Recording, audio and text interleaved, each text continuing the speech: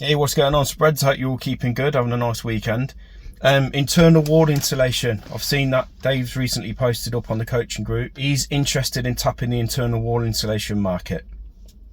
As you guys know, you've probably seen me sharing out a fair bit of content across the Trowel Talk YouTube channel on the community page and also on here, all about internal wall insulation and what I do day to day in my business. Now, going back 10 years, when I first got involved with internal wall insulation, the training was absolute pants. And Dave's asking, like, where can I find out more information? How can I learn about the systems? How can I, train myself on internal wall insulation? Where are the best training programs?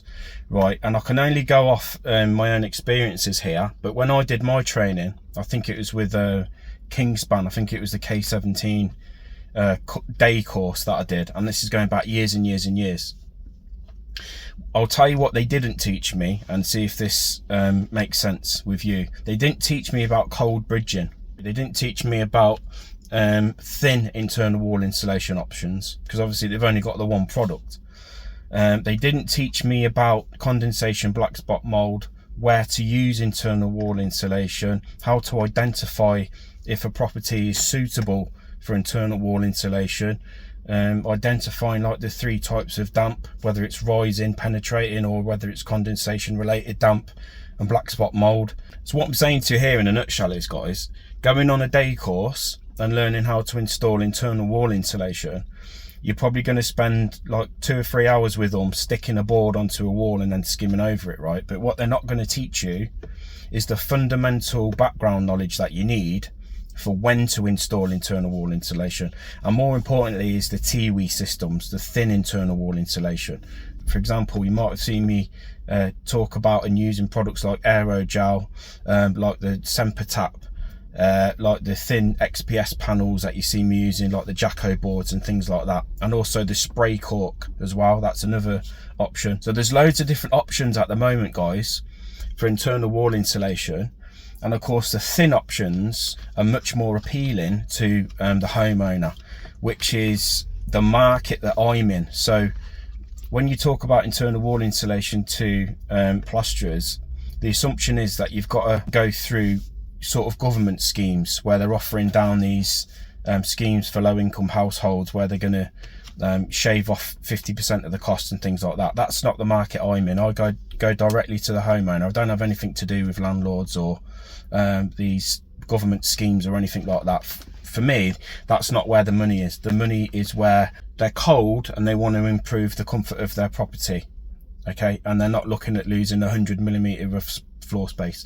So for me, that's where the market is red hot at the minute, and that's where I would advise for you to tap, not going down the avenues of the government grants and the landlords and things like that. You go direct to the homeowner and concentrate on the home improvements market. And if you're a domestic plasterer, guys, you're already in that position. Your foot's already in the door, so you're in a prime position now to add this to the arsenal and to benefit from some of these T.I.W.I systems. So we're going to be putting a video training course together at some point, which is going to be perfect to help plasterers do all the things that I just mentioned I didn't get on my training, which is the background knowledge, identifying the 3 sources of damp, learning about where you can install internal wall insulation and where not to install it, more importantly, learning about cold bridging. Well, these aren't things that you tend to get taught and shown about when you do an internal wall insulation training course. Air tightness is very, very, very important when you're installing internal wall insulation. Factoring in things like radiator pipes, plumbing and electrics, and having a bit of a carpentry knowledge there, a little bit of building knowledge there is vital if you want to tap the internal wall insulation markets, because you're going to be doing things like skirting boards, window boards. You might have to throw a door frame in, you might have to reposition shelves and things like that. Curtain tracks are going to be have to taken into account, and fixing into the wall as well. What are the best fixing systems to use? So there's a fair bit to it. I don't believe a little 2-hour day course or 3 hours with Kingspan is enough to give you the confidence and competency to go and work in people's homes installing internal wall insulation. So for these reasons, guys, Like I say, I'm going to be putting together a really powerful video training course that's going to break down all of these weak points that I've just spoke to you about. So this training course, guys, is going to be available to all Trial Talk members. If it's something that interests you and you do want to get involved in this, I've got a link below where you can register your interest in it and get on the waiting list for it. And as soon as this course becomes available, I'll pull you in and give you more details on it.